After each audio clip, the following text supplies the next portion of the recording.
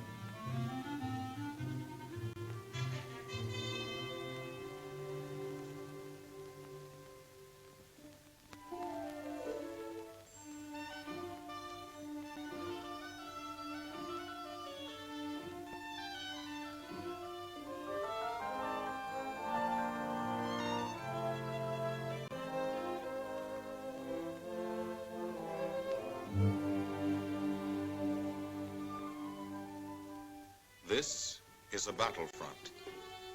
A battlefront like no other in the long history of mankind's wars. This is an air front.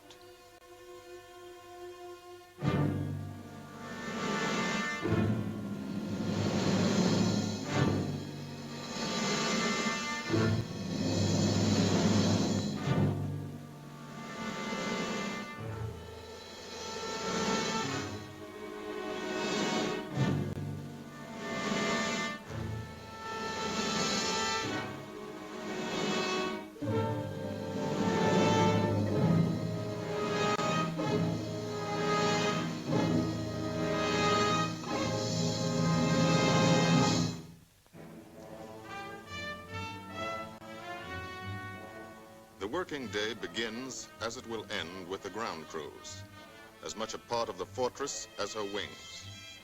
If you're a mechanic, you've got your own bomber. You get attached to it.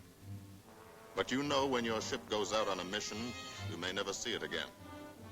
So you do your work as well as it can be done, perfectly, because you wouldn't want anything to go wrong that would be your fault.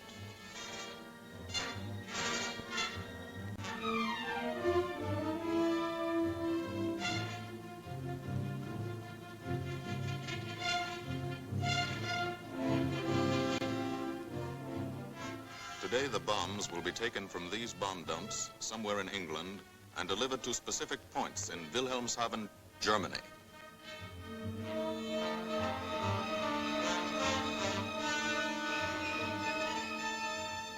To deliver them is the job of the 8th Bomber Command, just a hauling job, yet one of the most difficult and complicated of military operations.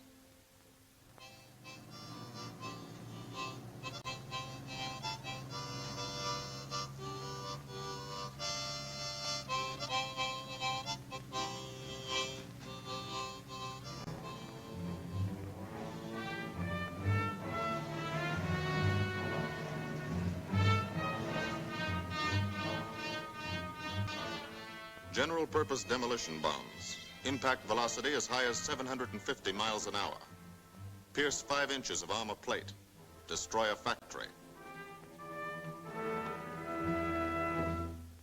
Briefing at 0800.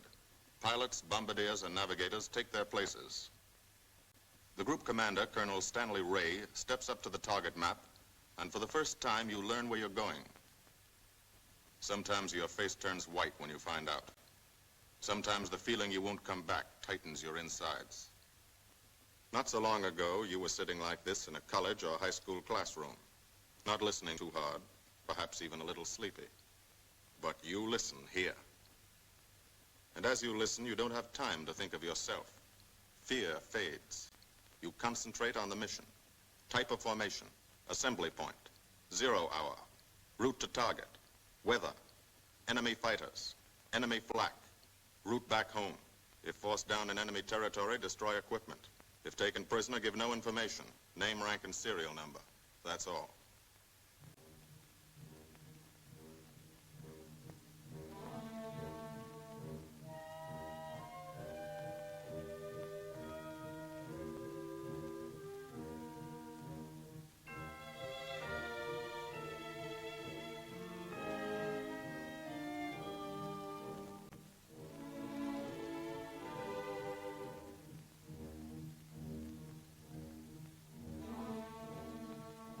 These are the passengers with one-way tickets.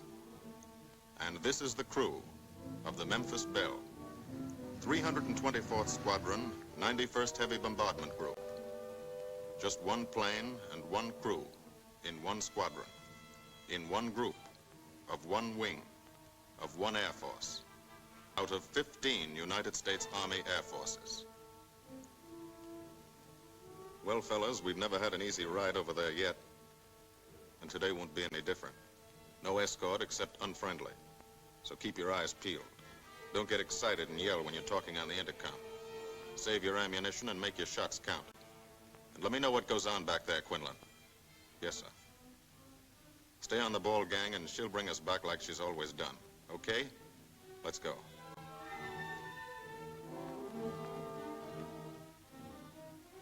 They have completed 24 missions in this, the toughest theater of air war, the big league of sky fighting. Their experience is priceless. And so, if the Memphis Belle comes back this afternoon, they will be sent to bring the vital lessons they have learned to thousands of air crew men in training at home. Home is America.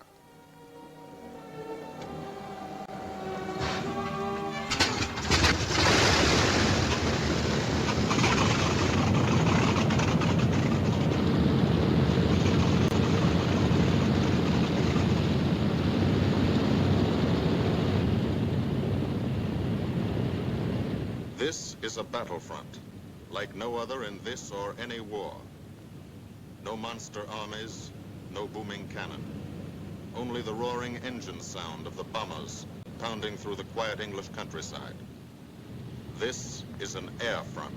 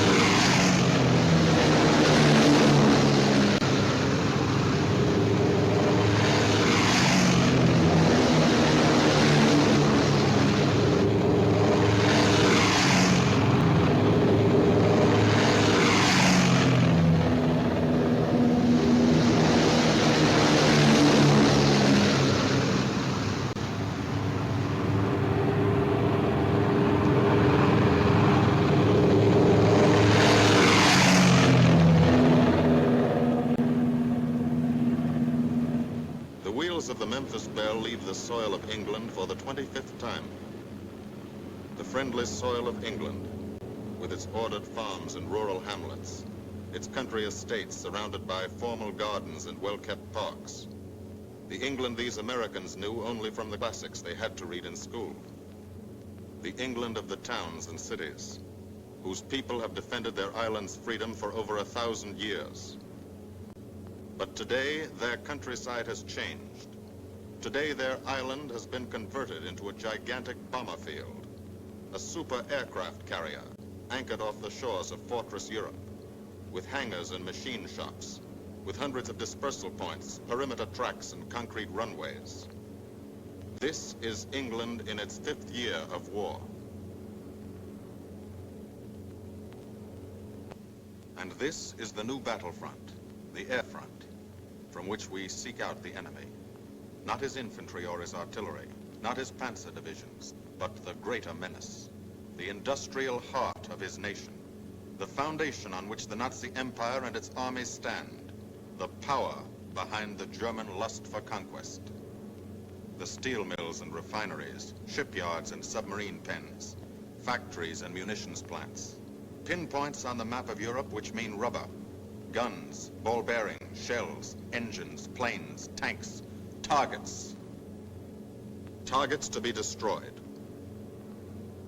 And these are the destroyers, each with a belly full of bombs, and 10 men like the crew of the Memphis Belle. Pilot Captain Robert Morgan, industrial engineer from Asheville, North Carolina. He's flown this ship across the Atlantic. The other pilot, Captain Jim Verinis, business administration student at the University of Connecticut. Radio operator and gunner, Sergeant Bob Hansen, construction worker from Spokane, Washington. Navigator, Captain Chuck Layton, chemistry student at Ohio Wesleyan. Engineer and top turret gunner, Sergeant Harold Locke from Green Bay, Wisconsin. Used to be a stevedore. Besides keeping the Belle in order, he covers the sky above. Tail gunner, Sergeant John Quinlan of Yonkers, New York. Clerked for a carpet company, but he quit December 8th, 1941. Ball turret gunner, Sergeant Cecil Scott. Pressman for a rubber company in Rahway, New Jersey. Pilot to crew, 10,000, put on oxygen. They're climbing higher now, 300 feet a minute. The strain on the planes and on the men is mounting.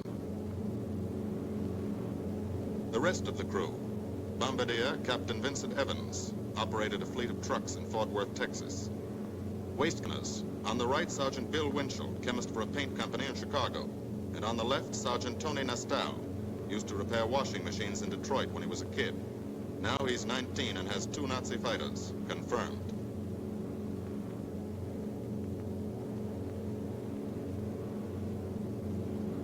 It takes all of a pilot's strength to keep a 30-ton fortress in tight formation. But the formation is the bomber's best defense against enemy fighters.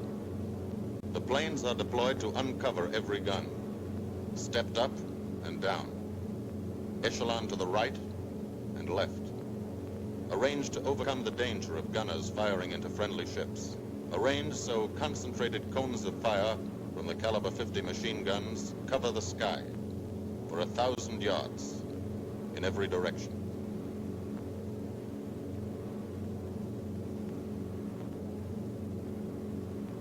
The friendly coast of England slips by below.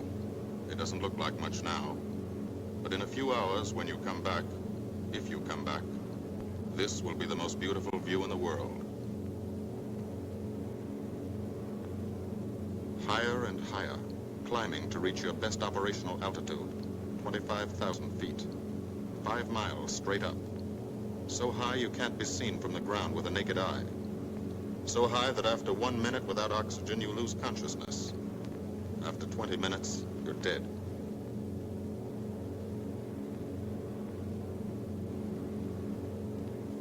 From now to the target, you go about your routine duties, plot your course, check your equipment, and wait, and think.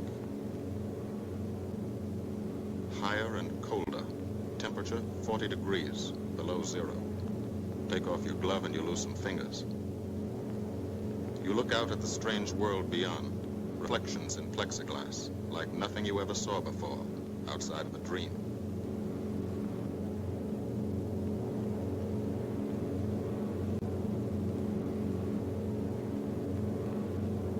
Higher and higher into the lifeless stratosphere, until the exhaust of the engines mixing with the cold, thin air condenses and streams the heavens with vapor trails.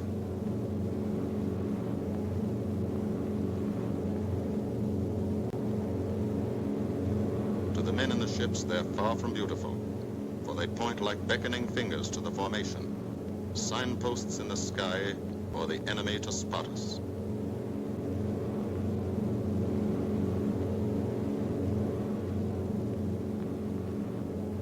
For these bombers to accomplish their mission, a plan is needed. Carefully worked out, timed to the minute.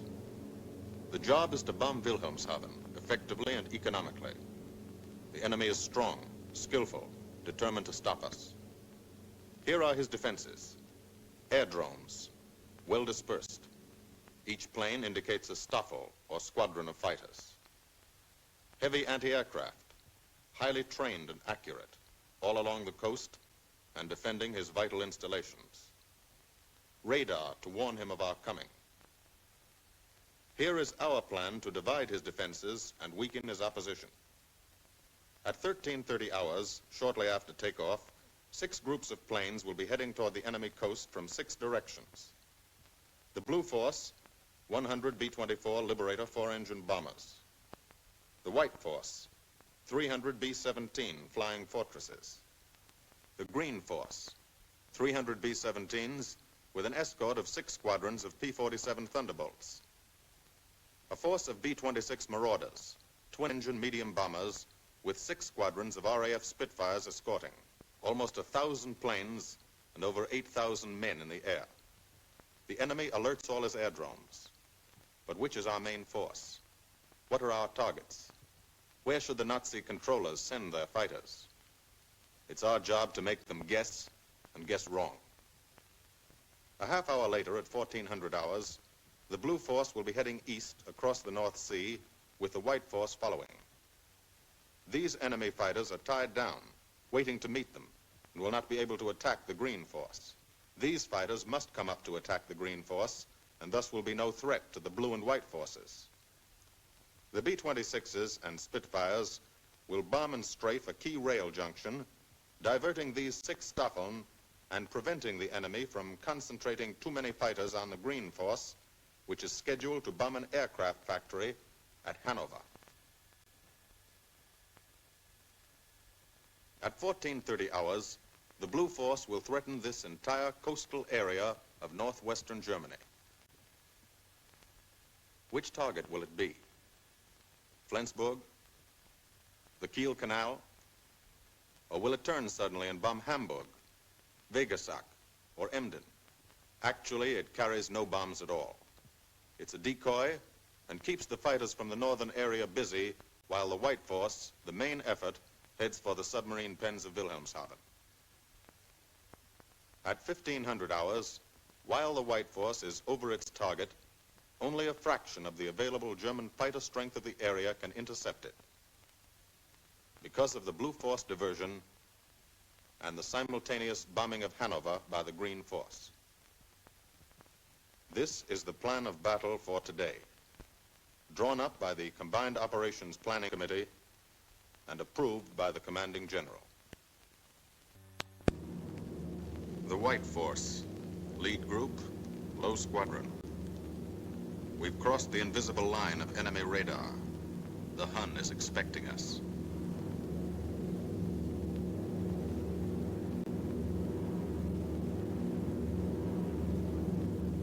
Steel helmets go on. Watchful eyes strain. Tight formations are held tighter still. Tense gunners more alert because here it comes. The enemy coast. From up here, it looks the same as any other. Houses, roads, green fields, factories, waterways. But they are the houses and fields of those who invade and oppress. They are the factories and roads of the people who twice in one generation have flooded the world with suffering. Suffering in such quantity as the history of the human race has never known. Brought torment and anguish into countless American homes. Gold stars and telegrams from the War Department.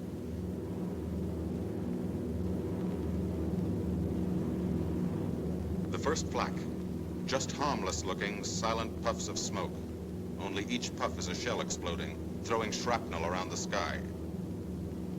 Exactly the range, accurate flak by radio prediction. 5 miles down, Nazi anti-aircraft batteries have calculated the altitude, speed, and course. Where will the next one hit? You try not to be there.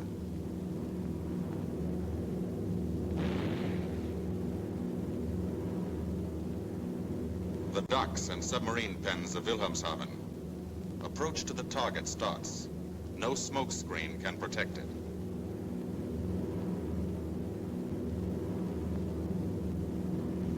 Now the enemy knows the path of your approach and walls that path with a flak barrage. But you fly right through it. Flak so thick you can get out and walk on it.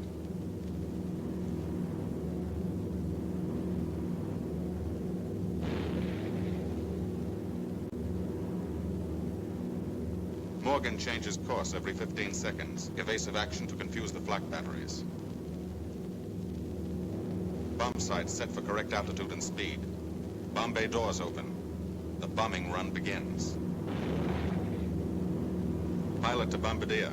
Okay, Vin, you've got it. Now Evans flies the Memphis Belle, controlling it through the bomb site. And now we are most vulnerable. Committed to our bombing run, we can't dodge flak or fighters. Here's the first.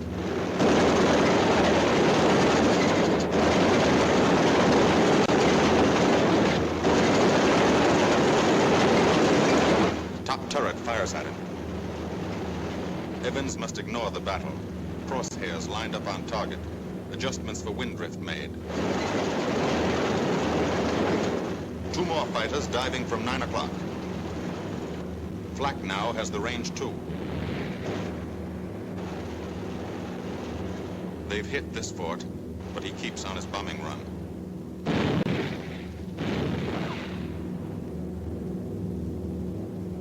As lead bombardier, Evans's aim must be good. Every other ship in the group will drop its bombs when he drops his. Now one pointer on the bomb site moves toward another stationary pointer.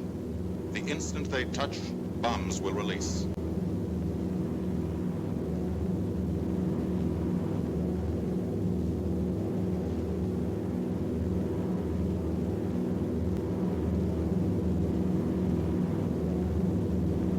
They touch. Bombs away.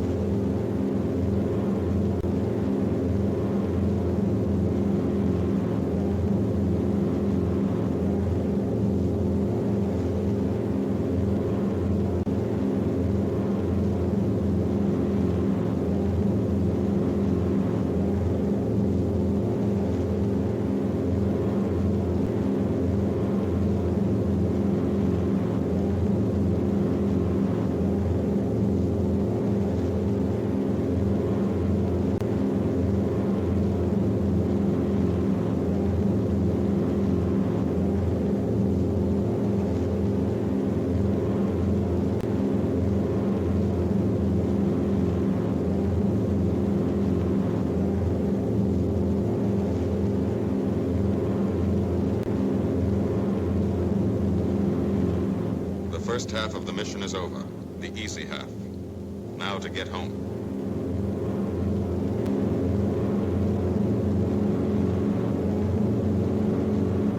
The flak stops. That means fighters out there somewhere. A staffel lurking behind that cloud, or hiding up in the sun where the glare blinds you, and you can't see them, waiting to dive down on you. Fighters at 6 o'clock. This is what a gunner sees. A speck in the sky. That's a fighter. And then a blink. That means he's firing at you. 2,300 rounds a minute.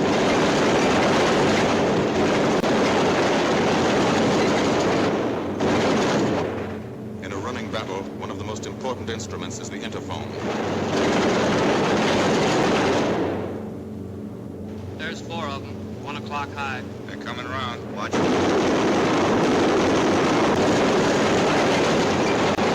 2 fighters, 6 o'clock up, coming in. Diving out, Chief. B-17 in trouble out at 2 o'clock, watching. Got an engine on fire.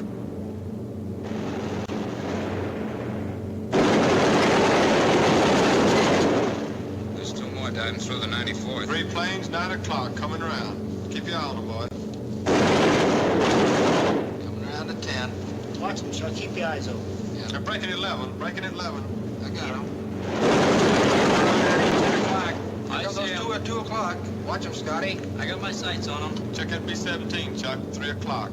Loader smoking. Fighters 10:30, coming around. Those 10:30 upper or lower? Sun.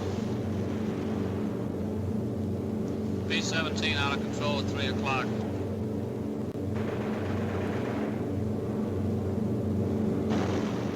guys get out of that plane. Bail out. There's one. He come out of the bomb bay. Yeah, I see him. There's a tail gunner coming out. Watch out for fighters. Keep your eye on them, Bill. See any parachutes, Quinlan? 2 parachutes open, Flag Chief. at 9 o'clock. 8 men still in that B-17. Come on. Get out of there. There's 3 more chutes. Flak, 11 o'clock.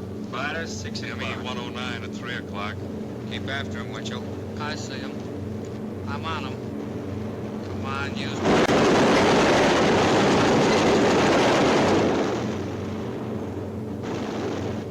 I got him. Quinlan, confirm that fighter. He got him, Chief. Look, he's bailing out. Don't yell on that intercom. Fighters, 10 o'clock. Watch those 2 at 12, Van. They're coming in. They're coming in, Scotty. Get that ball turret on him. Save the ammunition as much as possible.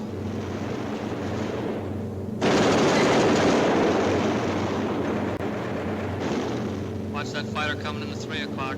He's coming in a half roll. Pull her up, Chief. Pull her up. Hurry.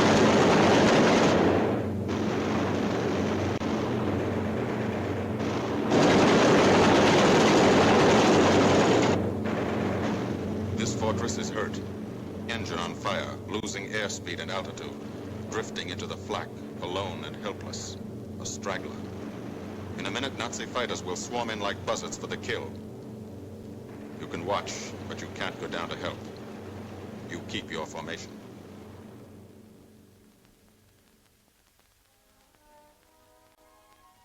Here, too, the mission is being flown.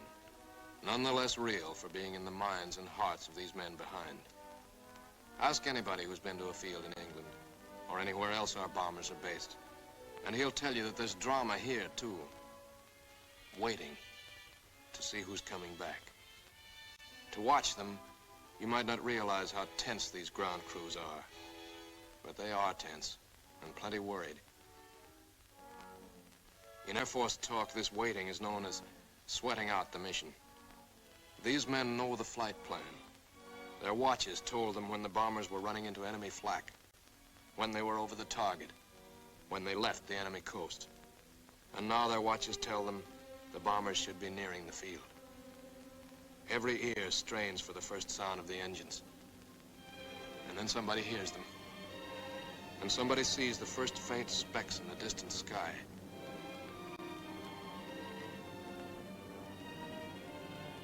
Every face turns to see and count. The watchers try to read the numbers on the ships. These planes have priority to land first. The colored flares mean wounded aboard. In the hospital window, these watching men know what that means. They know what it feels like to lie on a bouncing fortress floor for hundreds of miles through the frozen stratosphere, in great pain, with the other men in your crew fighting to keep you alive until they hit the field. The field. Home. It'll be okay then, because there'll be medical care, the best, as soon as the wheels of your plane stop rolling.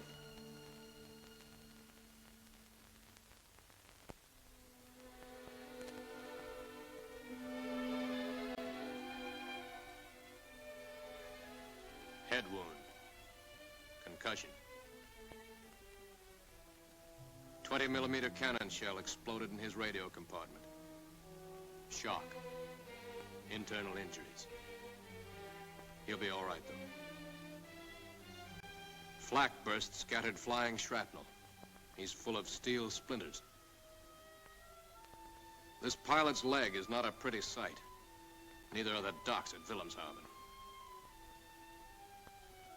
These men will all get the Purple Heart. And this man, too, posthumously.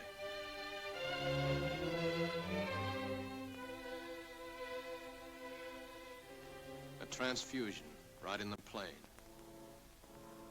This gunner's too weak to be moved. The new life-giving blood flowing into his veins might be the blood of a high school girl in Des Moines, a miner in Alabama, a movie star in Hollywood, or it might be your blood, whosever it is.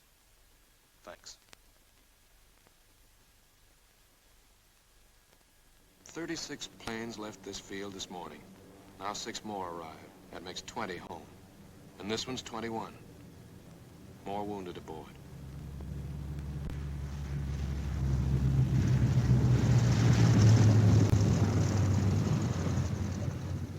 .22, coming in with his left inboard engine dead.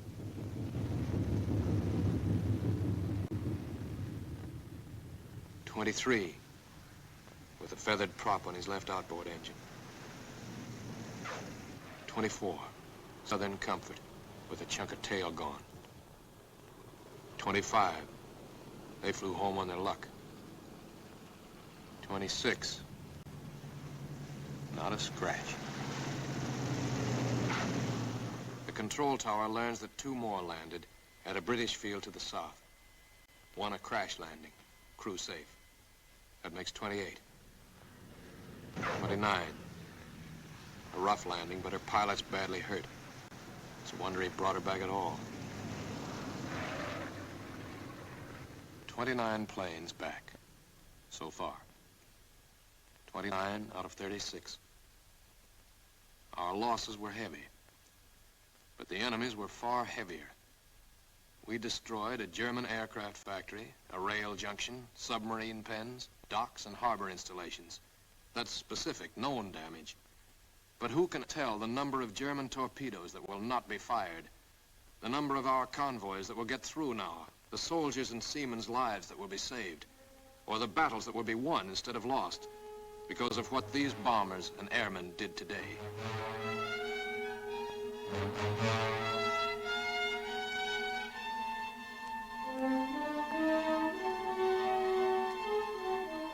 Pilot and tail gunner. They can laugh now. Fire on the inboard engine did this. Flames streaked back and burned the stabilizer, too. Another crew luck brought back.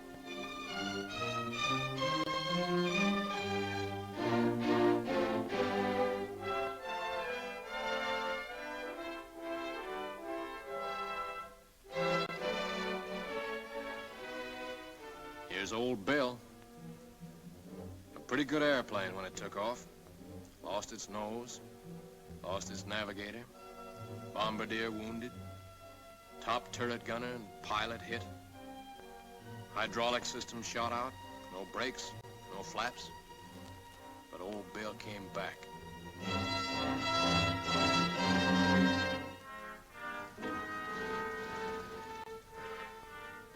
Now, among the returned crew members, talk flows like a river, talking out every detail of the mission. These are the faces of combat, faces of Americans who have watched their comrades die, faces that can never forget the enemy, and they're in no mood to have their picture taken.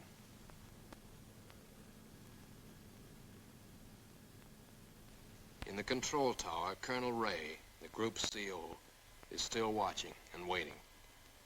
And then he spots the last flight. 3 more planes. And one of them is the ship everyone has been pulling for. The Memphis Belle. The last few miles of this trip have been a joyride.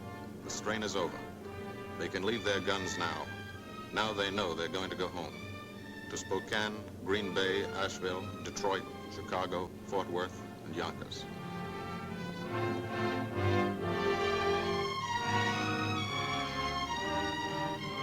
The Belle comes in for her landing. But first Morgan buzzes the field, cuts the grass with the giant fortress. It's against the rules, but this is a special occasion.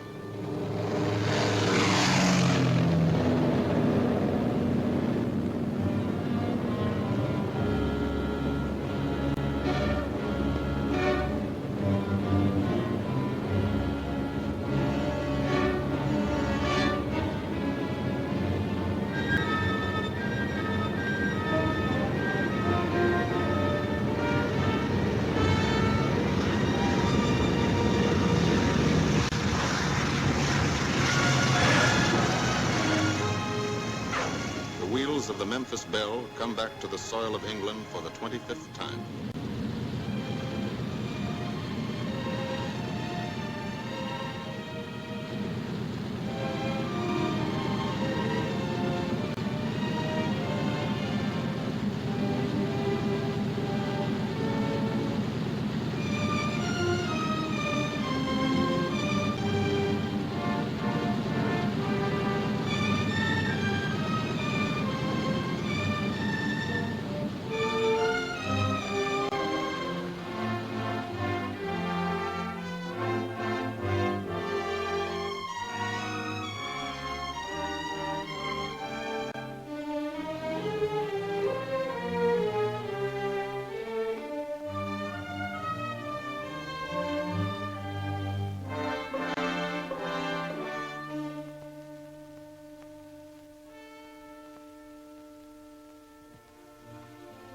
This is a day they will never forget.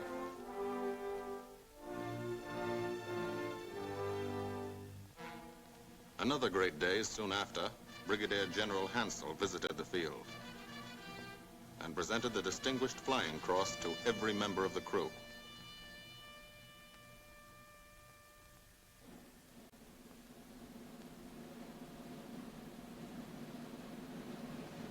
And then there was another day.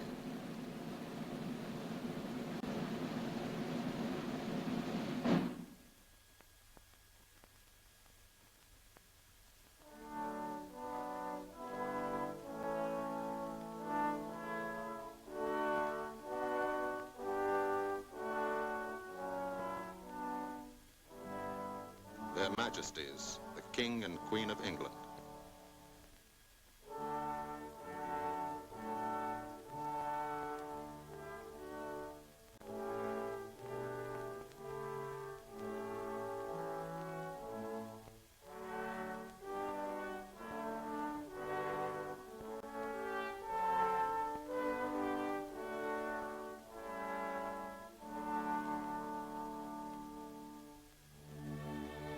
Johnny Quinlan never thought anything like this would happen to him when he left Yonkers.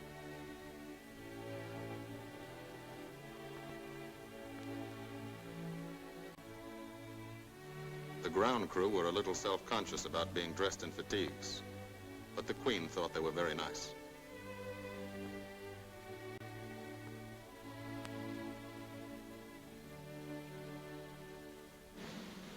Finally, two more visitors came.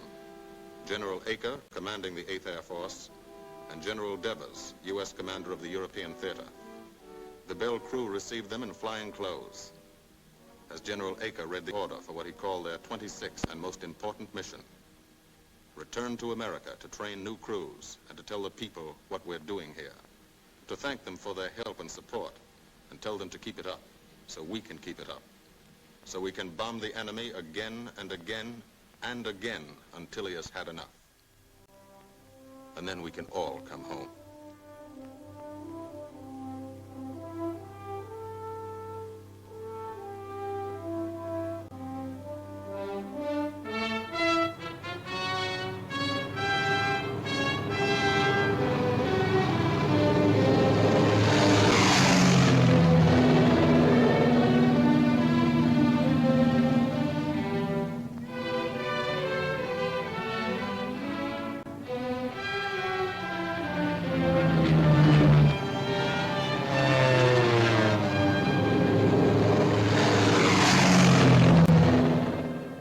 The 8th Air Force, who are now flying deep into Germany, bringing destruction to targets almost 1,000 miles from their bases. Destruction like this. And who have never once been turned back by the enemy. To those men, this film is gratefully dedicated.